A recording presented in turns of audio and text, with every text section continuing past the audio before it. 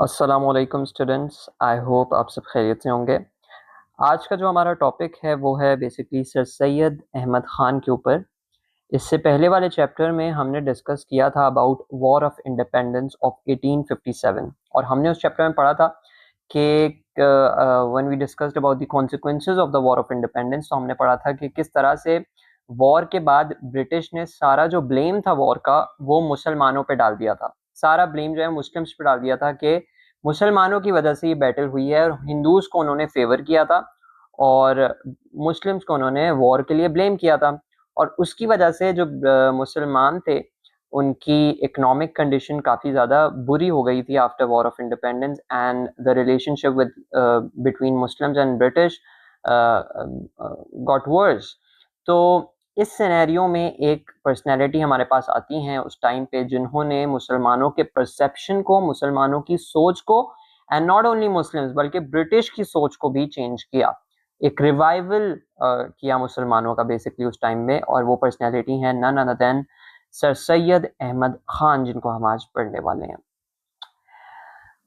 If we talk about the early life of sir Syed Ahmad Khan, तो he was born on 17th of October 1817 in Delhi. He belonged to a noble, well-educated and religious family. He was a Muslim scholar as well as a social reformer. After the death of his father, he started working as and was appointed as judge's assistant, which we used to call नायब Munshi at that time. सही है, यानी कि father की death के बाद इन्होंने जज के असिस्टेंट की जॉब संभाली। जज बेसिकली यहाँ पे कोर्ट के जज की बात हो रही है। And later in 1846 he was promoted and became a judge in Delhi. सही है, 1846 में ये प्रमोट हुए और जज के असिस्टेंट के बाद दिल्ली के जज बन गए कोर्ट के। And he was awarded the title of Arif-e-Jung by Bahadur Shah Zafar and later received the title of Sir from the British government. तो इनको ब्रिटिश की तरफ से जो टाइटल मिला था वो सर का मिला था, और इसीलिए हम इनको सर सैयद अहमद खान कहते हैं। और बहादुर शाह जफर जो कि लास्ट मुगल एम्परर थे, उन्होंने इनको टाइटल दिया था आरिफ जंग का। अगर 4 मार्क का क्वेश्चन आता है who was sir Syed Ahmad Khan, तो आप सिंपली इसमें से कोई भी 4 पॉइंट्स लिख सकते हैं। अच्छा, हमने इस चैप्टर में बेसिकली सर सैयद अहमद खान के बिलीव्स पढ़ने हैं और उनकी सर्विसेज पढ़नी है। तो पहले हम services of sir Syed Ahmad Khan पढ़ेंगे और उसके बाद हम उनके बिलीव्स पढ़ेंगे, और मैं बताऊंगा कि किस तरह से क्वेश्चंस इस चैप्टर में आ सकते हैं आपके पास।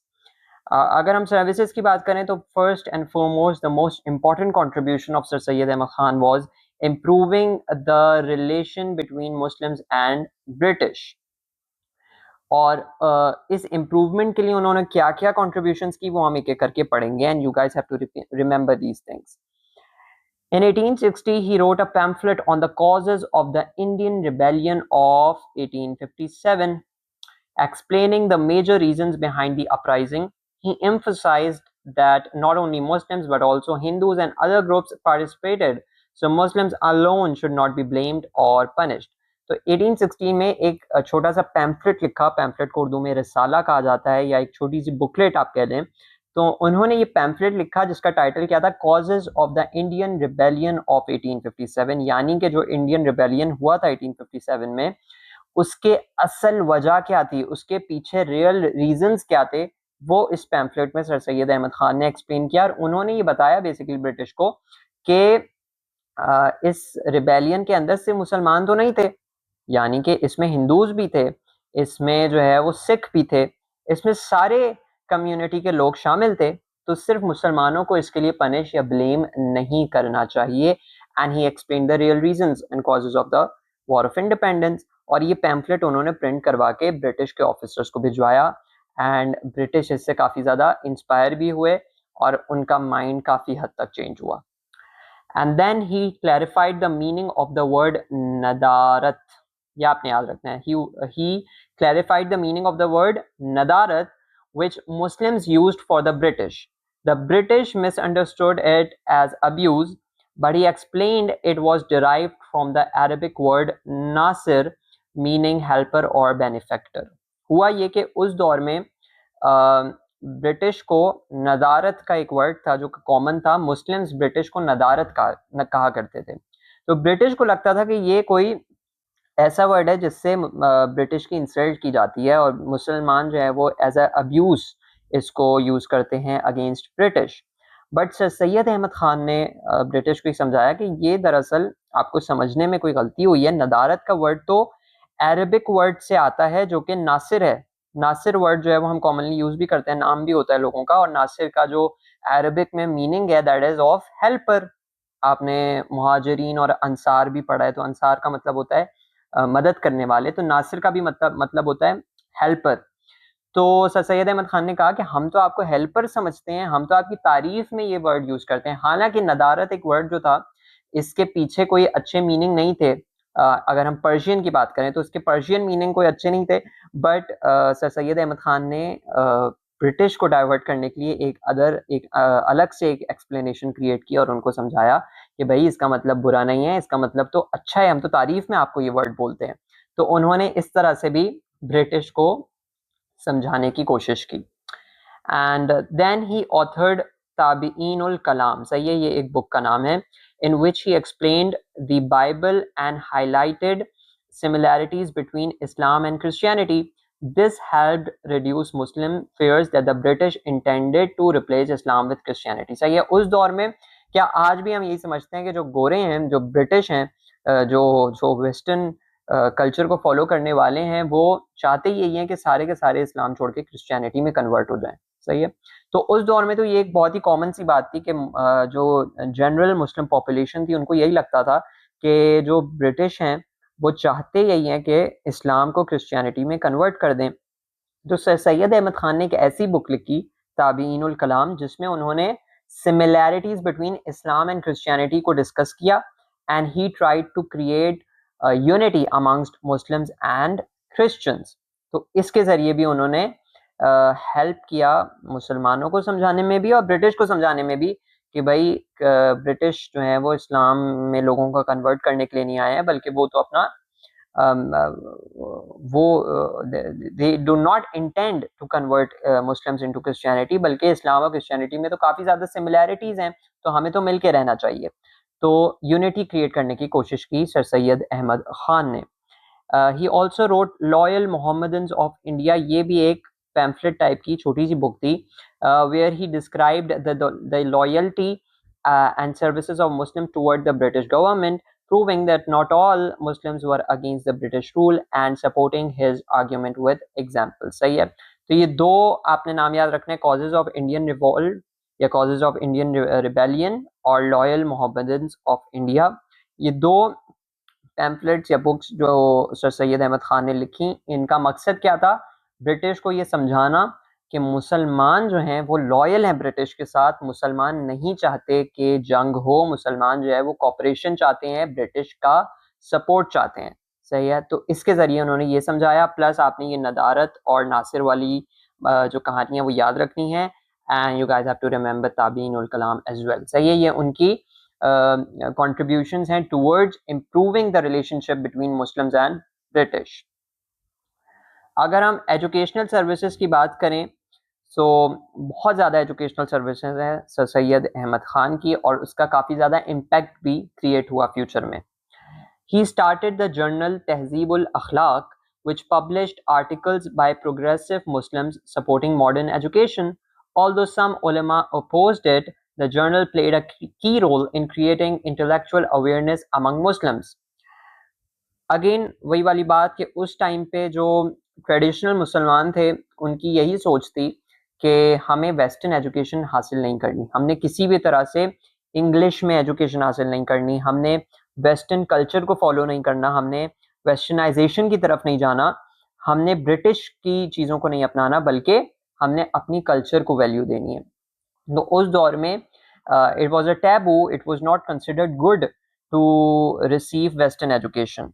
लेकिन सर सैयद अहमद खान ने एक जर्नल लिखा जो कि जिसमें आर्टिकल्स पब्लिश होते थे। ये एक जर्नल स्टार्ट किया बेसिकली, जो मंथली बेसिकली आर्टिकल्स रिलीज होते थे, जिसमें प्रोग्रेसिव मुस्लिम स्कॉलर्स जो होते थे, प्रोग्रेसिव लोग जो होते थे, जो मॉडर्न एजुकेशन को या वेस्टर्न एजुकेशन को सपोर्ट करते थे, वो आर्टिकल्स लिखा करते थे। And they used to encourage Muslims कि वो मॉडर्न एजुकेशन को पढ़ें, समझें एंड तरक्की करें।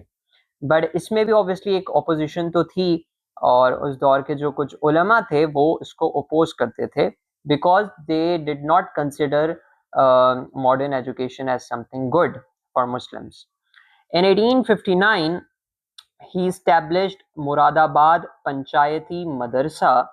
It was among the first institutions to combine religious and modern scientific education. यानी अब आप सर सैयद अहमद खान की माइंडसेट को समझेंगे, वो चाहते ये थे कि हम रिलीजियस एजुकेशन को और साइंटिफिक एजुकेशन को दोनों को कंबाइन करके एक जगह जो है मुसलमानों को पढ़ाएं. तो उसके लिए उन्होंने जो सबसे पहला इंस्टीट्यूशन खोला वो क्या था? मुरादाबाद पंचायती मदरसा 1859 में. Then in 1863 he founded another school and the Scientific Society at Ghazipur. This society translated scientific works from English, Persian and Arabic into Urdu, helping Muslims access modern knowledge and reducing their hostility towards the British. तो एक scientific society जो है बनाई sir Syed Ahmad Khan ने 1863 के अंदर, और उस सोसाइटी में होता क्या था कि जो उस दौर के बड़े बड़े ट्रांसलेटर्स होते थे वो करते ये थे कि जो English, Persian, Arabic, different languages में जो साइंटिफिक वर्क्स होते हैं उनको ट्रांसलेट करते थे उर्दू में, और उसको आसान बनाते थे आम मुसलमानों के लिए, ताकि मुसलमान जो हैं वो मॉडर्न नॉलेज किसी तरह से हासिल कर सकें, स्पेशली साइंटिफिक नॉलेज जो है वो हासिल कर सकें.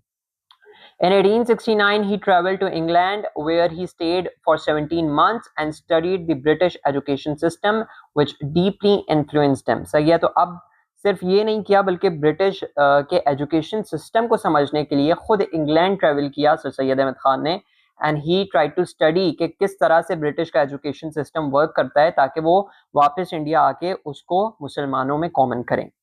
In 1875, he established the Mohammedan Anglo-Oriental School at Aligarh with the support of Sir William Moir. Again, very important contribution.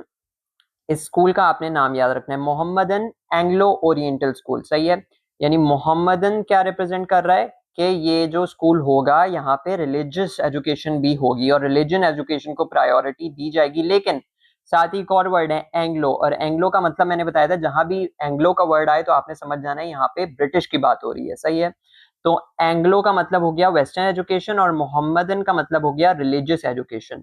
तो मोहम्मदन एंग्लो ओरिएंटल स्कूल का मकसद या पर्पस ये था कि रिलीजियस और वेस्टर्न एजुकेशन या मॉडर्न एजुकेशन को कंबाइन करके एक स्कूल में पढ़ाया जाएगा. और ये स्कूल उन्होंने कहाँ खोला? अलीगढ़ में खोला 1875 में.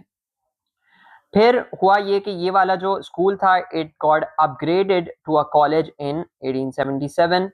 It provided Western, Indian and Islamic education.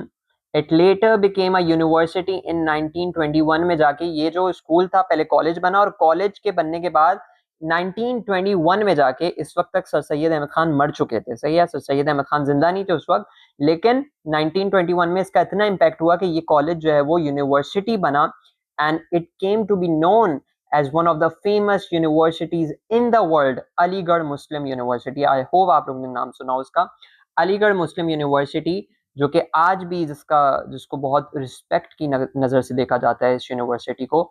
और उस वक्त कहा जाता था कि भाई ये अलीगढ़ का पढ़ा हुआ है, तो एक बहुत बड़ी बात होती थी कि भाई अलीगढ़ यूनिवर्सिटी से पढ़ के आया है ये बंदा.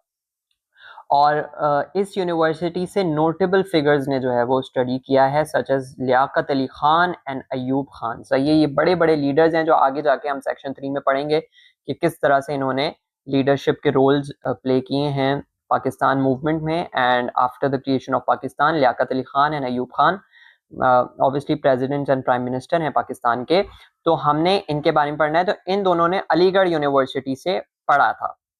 If we talk about the social and political services of Sir Syed Ahmad Khan, so he opposed the introduction of democracy as demanded by Hindus, and because Muslims were a minority and majority rule would disadvantage them. सही है, यानी कि democracy को oppose किया था sir Syed Ahmad Khan ने. किस वजह से?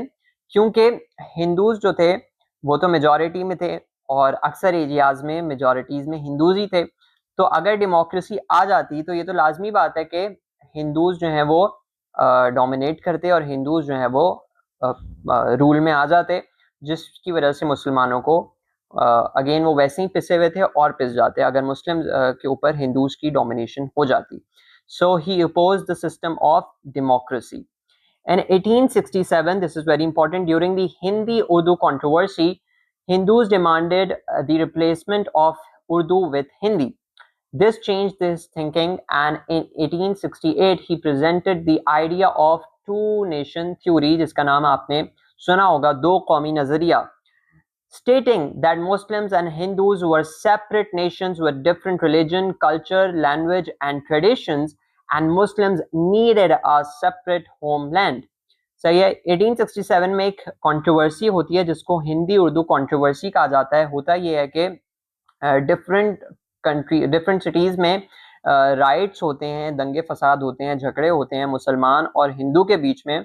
और क्योंकि हिंदू ये डिमांड कर रहे थे कि ऑफिशियल लेवल पे, एडमिनिस्ट्रेशन लेवल पे उर्दू को रिप्लेस किया जाए हिंदी से.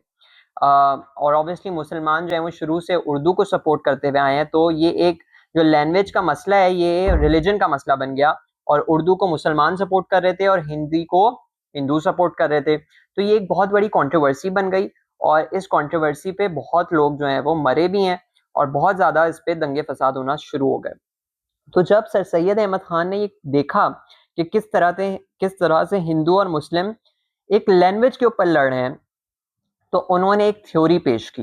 उस थ्योरी का नाम था two nation theory, and it was one of the first times कि किसी ने इस थ्योरी को, इस सोच को प्रेजेंट किया लोगों के सामने कि भाई मुसलमान और हिंदू साथ साथ नहीं रह सकते. इससे पहले ये किसी ने सोचा नहीं था कि भाई इस तरह से भी हो सकता है, क्योंकि शुरू से सब कॉन्टिनेंट में मुस्लिम्स और हिंदूज तो साथ रहते आ रहे हैं. लेकिन अब चीज़ें इतनी एस्केलेट कर चुकी थी, इतनी बढ़ चुकी थी कि सर सैयद अहमद खान ने सोचा कि भाई अब जो है वो मुसलमान और हिंदू साथ नहीं रह सकते. And he presented the two nation theory. इस पे क्वेश्चंस आते हैं, सेपरेटली भी 4 मार्क का आ सकता है कि why, what was two nation theory, what was Hindu Hindu controversy, या इस पे 7 मार्क्स का भी क्वेश्चन आ सकता है, why sir Syed Ahmad Khan presented two nation theory. So you guys should know about this. This is very important, okay? So in 1878, he became a member of the Imperial Legislative Council when Alan Octavian Hume established the Indian National Congress in 1885. Sir Syed Ahmad Khan opposed it and advised Muslims not to join. He believed it mainly represented Hindu interests, which later contributed to the formation of all India Muslim league. अच्छा, इससे पहले मैं to nation theory के बारे में आपको थोड़ा सा और बताऊं कि इस थ्योरी ने किस तरह से पाकिस्तान मूवमेंट को भी फॉर्म करने में रोल प्ले किया है. सही है. तो टू नेशन थ्योरी से बहुत सारे लोग फ्यूचर में जाके इंस्पायर होते हैं, such as Allama Iqbal, such as Quaid Azam Mohammad Ali Jinnah. ये बड़ी बड़ी पर्सनैलिटीज हैं जिनको बाद में जाके समझ आती है कि भाई सर सैयद अहमद खान ने जो टू नेशन थ्योरी दी थी वो बिल्कुल सही दी थी, and we Muslims and Hindus should live separately. सबका दोनों का अलग जो है वो होमलैंड होना चाहिए. So two nation theory greatly contributed to the creation of Pakistan. सही है. हालांकि ये थ्योरी कब दी थी? 1868 में दी थी, और पाकिस्तान बना है 1947 में जाके. बट इसका इम्पैक्ट काफी देर बाद लोगों को देखने को मिला. एंड नाउ एक और इम्पोर्टेंट बात जो मैंने अभी बतानी है आपको कि 1878 में बेसिकली हुआ ये था कि एलन ऑक्टेवियन ह्यूम, ये एक ब्रिटिश मेंबर थे.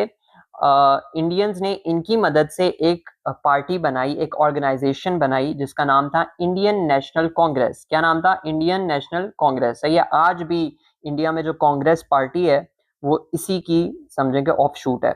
सो इंडियन नेशनल कांग्रेस जो एक ऑर्गेनाइजेशन बनाई गई थी, उसका मकसद ये था कि जो सारे इंडियंस हैं सब कॉन्टिनेंट के, उनकी आवाज़ ब्रिटिश तक पहुंचाई जाए. एक पॉलिटिकल ऑर्गेनाइजेशन बेसिकली क्रिएट की गई कि जो सारे इंडियंस हैं उनके जितने भी कंसर्न्स हैं वो ब्रिटिश तक पहुंचाए जाएं. अच्छा, उस वक्त जब ये कांग्रेस बनी तो उस वक्त कहा तो यही गया कि ये जो पार्टी है, ये जो ऑर्गेनाइजेशन है, ये मुस्लिम्स के लिए भी है, ये हिंदू के लिए भी है, ये सारे इंडियंस के लिए है. लेकिन सर सैयद अहमद खान को समझ आ गई थी कि भाई नहीं, इसमें कुछ ना कुछ मसला है. ये जो पार्टी है, ये जो ऑर्गेनाइजेशन है, ये सिर्फ हिंदूज को सपोर्ट करने के लिए बनाई गई है और मुसलमानों को यहाँ पे पीछे छोड़ दिया जाएगा. और यही वजह है कि इसके बाद जो है वो जब मुसलमानों को वाकई समझ आई कि भाई इंडियन नेशनल कांग्रेस तो सिर्फ हिंदूज की बात करती है, तो बाद में मुसलमानों ने अपनी पार्टी बनाई, अपनी ऑर्गेनाइजेशन बनाई जिसका नाम था ऑल इंडिया मुस्लिम लीग, जिसको हम आगे जो फर्दर हमारे सेक्शन 2 के चैप्टर्स हैं उसमें एक्सप्लोर करेंगे इंशाल्लाह। सो 1885 में ये भी एक सर सैयद अहमद खान का बहुत इंपॉर्टेंट रोल था, पॉलिटिकल रोल था basically. He also opposed the idea of competitive examinations for government jobs because Muslims were educationally behind Hindus and would be at disadvantage. Again वही वाली बात जिस तरह हमने डेमोक्रेसी में पढ़ा था कि डेमोक्रेसी को अपोज किया सर सैयद अहमद खान ने, क्यों? क्योंकि मेजॉरिटी हिंदूज थे, तो ऑब्वियसली हिंदूज ही आ जाएंगे सारी गवर्नमेंट के अंदर, तो मुसलमान तो पीछे रह जाएंगे। इसी तरह कॉम्पिटिटिव एग्जामिनेशन जो हुआ करते थे गवर्नमेंट जॉब्स के लिए, फॉर एग्जाम्पल हमारे यहाँ CSS का एग्जाम होता है, तो उस टाइम पे भी इस तरह के एग्जाम्स हुआ करते थे गवर्नमेंट में आने के लिए। तो सर सैयद अहमद खान ने कहा कि ऐसा नहीं होना चाहिए, बल्कि आप सेपरेट सीट्स रखें, सेपरेट एलोकेशन रखें मुसलमानों और हिंदुओं के लिए, ताकि जब कॉम्पिटिटिव एग्जामिनेशन हो तो हिंदू तो ऑब्वियसली पढ़े लिखे ज़्यादा थे मुसलमानों से, तो वो नेचुरली ज़्यादा गवर्नमेंट में आएंगे और मुस्लिम जो है वो अगेन पीछे रह जाएंगे। तो ये गलत है, इसको अपोज किया सर सैयद अहमद खान ने। Again, although he supported democratic rights, he believed democracy would harm Muslims due to Hindu majority dominance. ये हम पढ़ चुके हैं। He argued that Muslims and Hindus were separate communities with distinct ways of life and should be treated differently. This idea strengthened the two-nation theory and gave Muslims hope for a separate homeland. In 1893, he also established the Mohammedan Defense Association, previously called United Patriotic Alliance, to protect Muslim rights. Again, एक और association बनाई जिसका नाम था Mohammedan defence association, जिसके through उन्होंने मुस्लिम के rights को प्रोटेक्ट करने की बात की। He also supported the demand for separate electorates. Again, एक बहुत इंपॉर्टेंट बात है, सेपरेट इलेक्टोरेट का मतलब ये होता है कि मुसलमानों के इलेक्शन मुसलमानों में हो और हिंदुओं के इलेक्शन हिंदूज के ही अंदर हो। यानी कि अगर कोई मुस्लिम लीडर है तो सारे जो इलेक्शन लड़ेंगे वो सब मुसलमान ही होंगे और वोट देने वाले भी मुसलमान होंगे। सही है, तो ये था कॉन्सेप्ट ऑफ सेपरेट इलेक्टोरेट, और ये सर सैयद अहमद खान ने किसके कंपटीशन में दिया था? द सिस्टम ऑफ डेमोक्रेसी के जवाब में उन्होंने कहा कि नहीं, डेमोक्रेसी नहीं होनी चाहिए बल्कि सेपरेट इलेक्टोरेट ही होने चाहिए। एंड सेपरेट इलेक्टोरेट भी डेमोक्रेसी का एक समझे एक फॉर्म है, बट उसमें ये था कि मुसलमान का लीडर मुसलमानों में से बनेगा और हिंदुओं का लीडर हिंदुओं में से बनेगा, ताकि ये ना हो कि हर जगह जो है वो हिंदूज डोमिनेट करें, क्योंकि हिंदू मेजॉरिटी में थे। तो उन्होंने सपोर्ट किया किसको? सेपरेट इलेक्टोरेट्स को। किसको सपोर्ट किया? सेपरेट इलेक्टोरेट्स को। अच्छा, हिंदूज जो हैं वो सेपरेट इलेक्टोरेट को सपोर्ट नहीं करते थे, क्योंकि ऑब्वियसली उनको तो फायदा उस वाले इलेक्शन सिस्टम में था ज़्यादा, बट मुस्लिम्स की डिमांड थी कि भाई हमें जो है वो सेपरेट इलेक्टोरेट्स मिलने चाहिए, यानी कि मुस्लिम्स के जो इलेक्शन होने चाहिए उसमें लीडर्स भी मुसलमानों के होंगे और वोट देने वाले भी मुसलमान ही होंगे सिर्फ, और हिंदूज जो हैं वो अपना अलग से इलेक्शन करें, ताकि दोनों की रिप्रेजेंटेशन एक साथ हो जाए। So these were the services of sir Syed Ahmad Khan. हमने उनके ये सर्विसेज पढ़ी, improving relationship with between Muslims and British. हमने उनकी एजुकेशनल सर्विस पढ़ी, सोशल एंड पॉलिटिकल सर्विस पढ़ी, and now will discuss about his believes, और किस तरह से क्वेश्चंस आते हैं वो मैं आपको बताऊंगा। अगेन ये क्वेश्चन आता है 7 मार्क का, why did he try to remove misunderstandings between British and Muslims. अब हम जो हैं यहाँ पे बेसिकली सर सैयद अहमद खान के क्या पढ़ रहे हैं? बिलीव्स पढ़ रहे हैं। क्या पढ़ रहे हैं? बिलीव्स पढ़ रहे हैं सर सैयद अहमद खान के। और मैंने क्वेश्चंस के आंसर में ही सारे उनके बिलीव्स लिख दिए हैं, ताकि आपको ज़्यादा आसानी हो जाए। अगर हम क्वेश्चन देख के पढ़ेंगे ना आंसर को, तो आपको समझना ज़्यादा आसान होगा। सो मैंने पहले क्वेश्चन लिखे हैं, देन उसी के आंसर में सर सैयद अहमद खान के बिलीव्स मैंने डाल दिए हैं, ताकि आपके लिए उसको समझना आसान हो जाए और फिर आपकी प्रैक्टिस भी हो जाएगी किस तरह से क्वेश्चन पास पेपर में आते हैं। तो ये पास पेपर का क्वेश्चन है, why did sir Syed Ahmad Khan believe या why did he try to remove misunderstandings between British and Muslims. ये कितने मार्क्स का होगा? 7 मार्क्स का होगा obviously. So first of all, British held Muslims responsible for the war. The British blamed Muslims for the Indian Rebellion of 1857. As a result, they adopted a harsh policy of repression against Muslims. Sir Syed Ahmad Khan wanted to end this injustice, और इसी injustice को end करने के लिए उन्होंने कोशिश की ताकि ब्रिटिश और मुस्लिम्स की रिलेशनशिप अच्छी हो। अच्छा, ये जो क्वेश्चन है why did he try to remove misunderstandings between British and Muslims, इसमें आपने ये नहीं लिखना कि उनकी सर्विसेज क्या थी, यानी जो हमने पढ़ा लॉयल मोहम्मदन्स ऑफ इंडिया, हमने पढ़ा किस तरह उन्होंने नदारत वर्ड के मिसकंसेप्शन को हटाया, या हमने पढ़ा किस तरह से उन्होंने डिफरेंट पैम्फलेट्स लिखे, डिफरेंट बुक्स लिखी, ताबीनुल कलाम लिखी। आपने उनकी सर्विसेज नहीं बतानी, आपने यहाँ पे उनके बिलीव्स बताने कि वो ऐसा क्यों सोचते थे। सही है, तो आपने यहाँ पे उनके बिलीव्स बताने। तो पहली बात तो ये हो गई कि चूंकि वॉर ऑफ इंडिपेंडेंस का सारा जो ब्लेम था वो मुसलमानों पे आ गया था, इसलिए सर सैयद अहमद खान ने मिसअंडरस्टैंडिंग्स रिमूव करने की कोशिश की। नेक्स्ट बिलीफ क्या है उनका, Muslims saw British as foreign rulers. Muslims considered the British as foreign invaders and therefore hesitated to adopt Western education. However, Sir Syed believed that modern Western education was essential for Muslims to progress and achieve prosperity. He therefore tried to reduce the gap between Muslims and British. His goal was to help Muslims accept British ideas and modern knowledge. अच्छा, यहाँ पे हमने बात की कि किस तरह से ब्रिटिश का माइंडसेट मुस्लिम को लेके ख़राब था, और यहाँ पे हम बात करें कि किस तरह से मुसलमानों का जो कंसेप्शन था या परसेप्शन था ब्रिटिश को लेके वो गलत था। तो यहाँ पे उन्होंने ब्रिटिश की मिसअंडरस्टैंडिंग को ख़त्म करने की कोशिश की, और यहाँ पे उन्होंने मुसलमानों की मिसअंडरस्टैंडिंग ख़त्म करने की कोशिश की, क्योंकि मुसलमान समझते थे कि भाई ये जो ब्रिटेन फॉरेन इन्वेडर्स हैं ये तो हमें हमारे अंदर जो है वो इस्लाम ख़त्म कर देंगे, हमें जो है वेस्टर्न बना देंगे, हमें हमसे हमारा मज़हब छीन लेंगे, या हमसे हमारा कल्चर छीन लेंगे। तो इस मिसकंसेप्शन को चेंज करने के लिए सर सैयद अहमद खान ने कोशिशें की। And then sir Syed Ahmad Khan also feared Hindu dominance. Sir Syed feared that Hindus would dominate Muslims in the future. This was because Hindus were cooperating with the British and were advancing socially, economically and politically.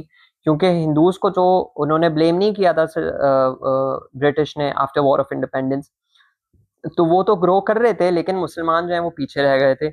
इसलिए sir Syed Ahmad Khan को लगा कि British जो है वो हिंदू को support कर रहे हैं, तो हिंदू कहीं मुसलमानों को फ्यूचर में, ऑलरेडी क्योंकि ब्रिटिश डोमिनेट कर रहे थे, तो कहीं एक और पावर ना आ जाए हिंदूज की शक्ल में मुसलमानों के ऊपर। So he wanted Muslims to improve their condition by joining civil services and the army. For this, Muslims needed to adopt British-style education. Therefore, he worked to strengthen relation between Muslims and the British. His aim was to bring Muslims at the same level as Hindus. He believed that if Muslims did not improve their relationship with the British, Hindus would continue to progress while Muslims would fall behind. तो ये हमने 3 reasons पढ़े हैं इस question के जवाब में कि क्यों जो है वो सर सैयद अहमद खान मिसअंडरस्टैंडिंग्स को ख़त्म करना चाहते थे between Muslims and British. And now the next question जो कि आता है, जो हमने पीछे डिस्कस किया कि why did sir Syed Ahmad Khan present the two nation theory. Again कितने मार्क का होगा, 7 मार्क का क्वेश्चन है। उसके भी हम 3 रीजंस पढ़ेंगे। सबसे पहले उर्दू हिंदी कंट्रोवर्सी जो हम ऑलरेडी डिस्कस कर चुके हैं। For many years, Urdu has been the official language of India. However, Hindus demanded that it should be replaced by Hindi. Muslims strongly opposed this demand because Urdu was their main language. This dispute pushed Sir Syed to present the two-nation theory. He came to the conclusion that Hindus and Muslims were two separate nations due to differences in their culture and traditions. तो Urdu Hindi controversy जब sir Syed Ahmad Khan ने देखी, तो उन्होंने ये सोचा कि भाई अब तो मुसलमान और हिंदू साथ रह ही नहीं सकते, तो उन्होंने ये थ्योरी पेश की। नेक्स्ट रीजन क्या है, Hindus demanded parliamentary system. Hindus wanted a parliamentary system to be introduced in India. Sir Syed rejected this idea, arguing that since Hindus were in the majority, they would dominate Muslims by winning elections. Again, ये वाली बात भी हम पढ़ चुके हैं कि किस तरह से Sir Syed Ahmad Khan was against the parliamentary system, जो आज हमारे यहाँ जैसे फॉर एग्जांपल आज होता है कि जो इलेक्शन में खड़ा होना चाहे वो हो सकता है और आम लोग उसको वोट देंगे। बट पाकिस्तान में तो देखें सब मेजॉरिटी मुस्लिम्स ही हैं, तो मुस्लिम्स ही इलेक्ट होते हैं। बट सब कॉन्टिनेंट में ऐसा नहीं था, सब कॉन्टिनेंट में हिंदू ज़्यादा थे, मुसलमान कम थे। तो अगर एक मुस्लिम खड़ा होता है इलेक्शन में और एक हिंदू खड़ा होता है, तो नेचुरल सी बात है कि हिंदू जीतेगा, क्योंकि हिंदू जो है वो मेजॉरिटी में थे उस वक्त।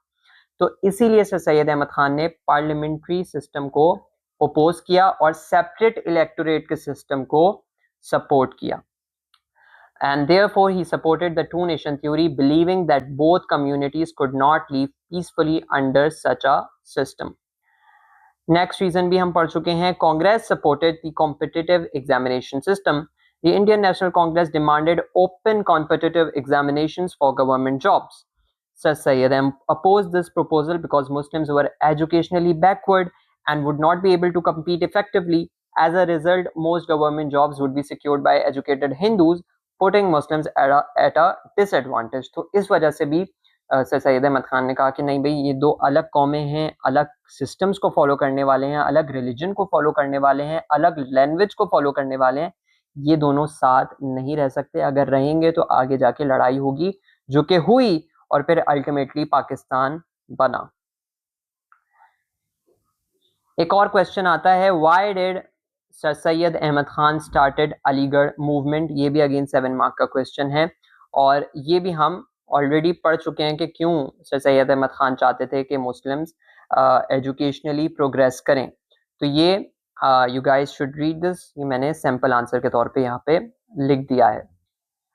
If you talk about the questions of past papers जो कि 14 मार्क के आते हैं, अभी तक हमने जितने क्वेश्चन डिस्कस किए वो 7 मार्क के थे. 14 मार्क के क्वेश्चन सर सैयद अहमद खान पे कॉमनली जो आते हैं वो उनके कंट्रीब्यूशन के ऊपर आते हैं. सही है, सिर्फ उनकी कंट्रीब्यूशन के ऊपर ही 14 मार्क का क्वेश्चन बनता है या बन सकता है. Was the religious view of Sir Syed Ahmad Khan his most important contribution in developing the cause of Muslims during 19th century? Was the development of a Western education system the most important contribution of Sir Syed Ahmad Khan?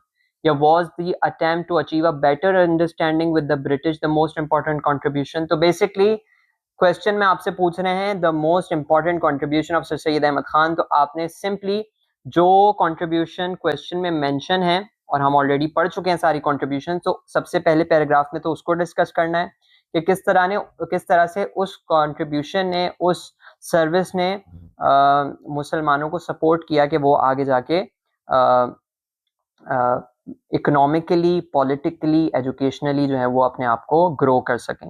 सो आपने basically सारे factors और सारी services of sir Syed Ahmad Khan को इस question में discuss करना है. And then lastly आपने जो है वो 5-6 पैराग्राफ जब आपके बन जाए सारे कॉन्ट्रीब्यूशंस के, तो लास्ट में आपने अपनी वर्डिक्ट देनी है, अपनी जजमेंट देनी है कि आपको क्या लगता है कि कौन सा सबसे इंपॉर्टेंट कॉन्ट्रीब्यूशन है सर सैयद अहमद खान का. And that's all.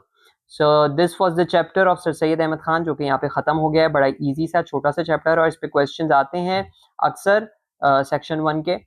So I think that's quite an easy chapter जो कि बच्चों को आसान लगता है usually. So I hope आप लोगों को भी आसान लगा होगा. Thank you so much.